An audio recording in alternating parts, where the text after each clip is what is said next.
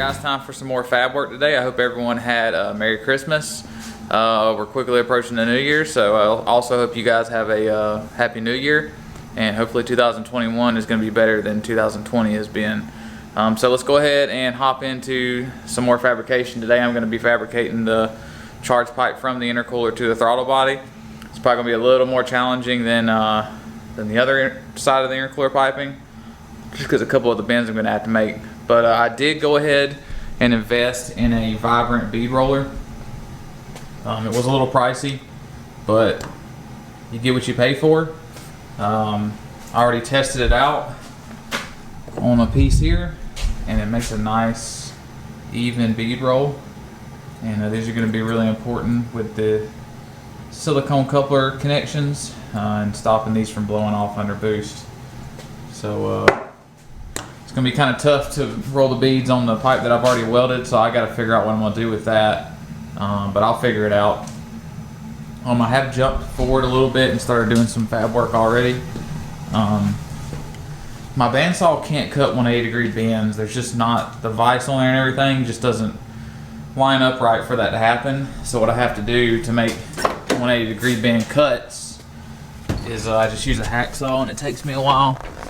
But I have made a bend right here, and like I said, that was where I cut that 180 and flipped it around, and got it taped together right there, and it's gonna bend like that, so it's gonna run right on top of this pipe here, and then it's gonna go back up right here. And I've already test fitted this piece right here. It's kind of hard to do this with the camera, but it'll sit kind of like that. Go back, and I did make a bead roll on that. When I pull it out here in a second, I'll show you guys the bead roll I made. Obviously, the way you're supposed to do those is bead roll the part before you weld it. So this charge pipe will be a little easier to do, and I'm gonna have to figure out how I'm gonna bead roll these parts. I don't know yet. It's gonna be interesting. Might have to get that thing up like high in the air or something so I can make the turn with the pipe. I'm not sure. I'll figure it out though. Worst case, if I can't make that bead roll, then what I'll do is I'll just weld a bead around the end of that pipe. And then also today I'm gonna have to make this cut. I think I'm just gonna go down in here with a 4-inch hole saw, but we'll see when we get there. So I'm gonna get this pipe pulled out, and I'm gonna start welding on it. So I have some. Alright, so I didn't film any of my welding on these past two joints just because I've been having some issues with my welder today. I had some stuff going on with this gas lens right here. Kind of a cheap kit, and it keeps wanting to like come apart on the inside, so I have to weld, let the thing pull off, reset it. So it's kind of a pain, but I'm making it work.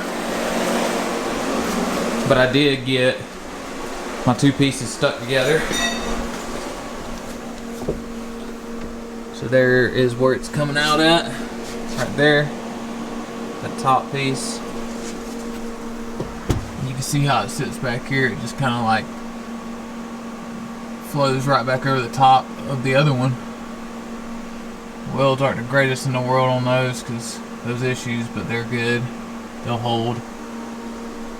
So now I just got to figure out how I'm going to go from here and kind of follow the contour of this pipe down and then back up.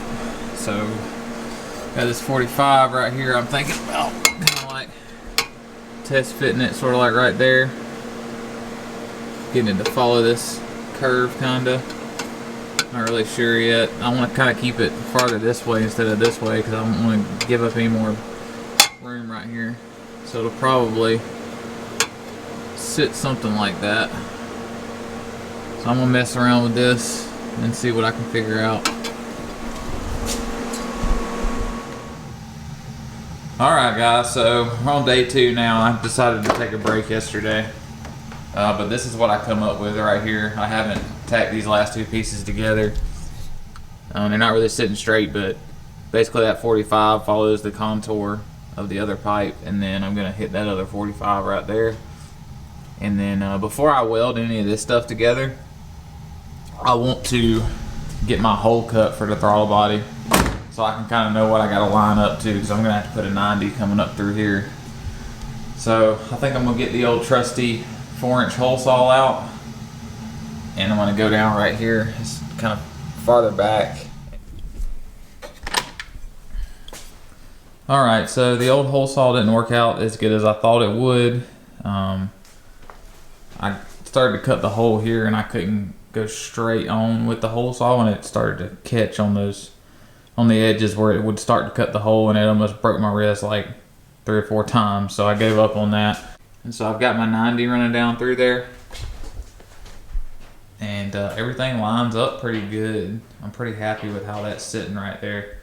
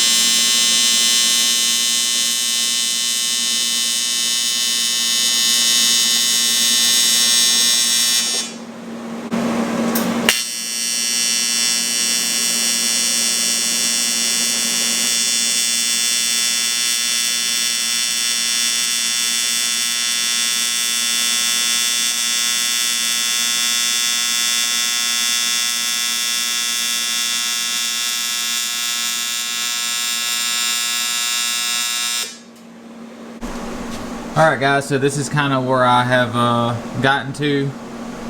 Kind of lacked filming a little bit. I've just been really working hard at trying to get all these pipes to fit up right. I mean, there's a lot going on in here, and getting it all to mate up correctly is pretty challenging. But this pretty much mates up perfect right here. So that's going to get welded, and it's just a 90 going up. And then I didn't have a choice, other than to put a, there's another coupler back there you guys can't see, but it's not going to be an issue. Can't get away with not running a blow-off valve. And I know a lot of guys, what they'll do is they'll take and put the blow-off valve like somewhere, you know, where it's easy to fit before the intercooler. But for this thing to be most effective, it needs to be after the intercooler, close to the throttle body. And so what I'm going to do is I'm going to cut this hole out right here, and then this is going to go in there. It's going to sit in the cowl, so it'll be hidden in there right inside here, and it'll still be pretty effective because it'll be right there before the throttle body, between the throttle body and the intercooler, which is where they're supposed to be at. So that's the plan with this, but first I got to get these other 2 pieces done, and then I'll look at trying to get this welded on there. All right, so you guys can see no bead there on the end of the pipe. I'm gonna run one on it with this vibrant bead roller.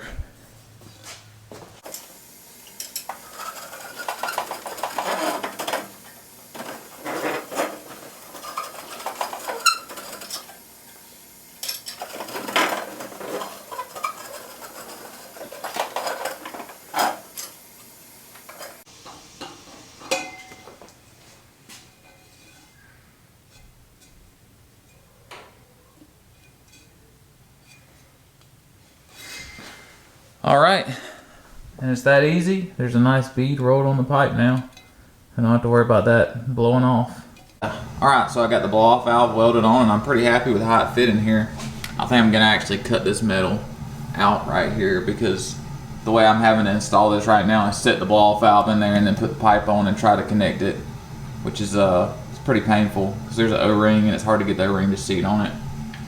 But I'm pretty happy with that. All right, guys, so I have final fitted everything, and this is basically how everything is gonna fit. So we've got the intercooler back here and its little mount, and then I put the front fender back on, and I got all the pipes sitting in the car bolted up the way they're gonna be when ran.